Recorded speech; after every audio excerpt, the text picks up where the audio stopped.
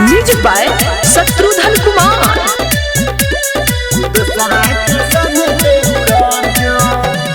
भाग भोसरी जाके मर जो, दूसरा के संगे ते उड़र जो।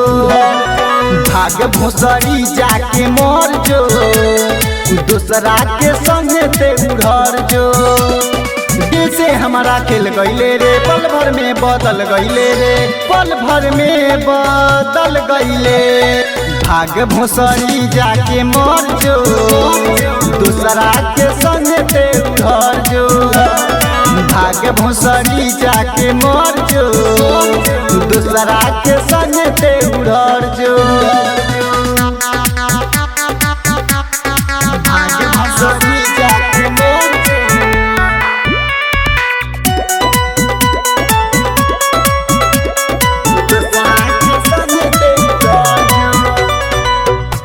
तो दिल से खेली गईले गोल काहे ते हुरे।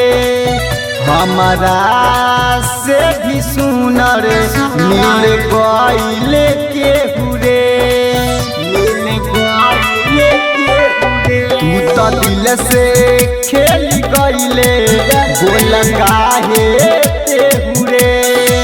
हमारा से भी सुनर मिल गईले के हुरे।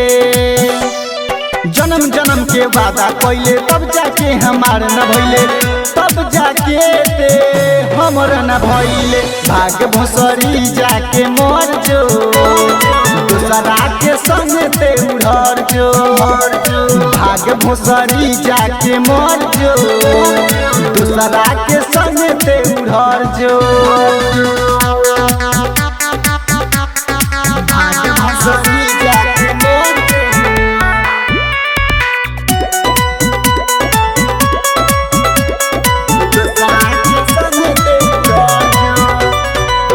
कहे मनी सा दीवाना एक बारे धोखेबाज। संजय राजा रजनीश के बुझा गईले। कहे मनी सा दीवाना एक बारे धोखेबाज। संजय राजा रजनीश के बुझा गईले। हरदम हम मानत रहनी हो, जान से भी चाहत रहनी हो, जान से भी चाहत रहनी हो। भाग भोसरी जाके मर जो, दूसरा के संगे ते उड़र जो। भाग भोसरी जाके मर जो, दूसरा के संगे ते उड़र जो।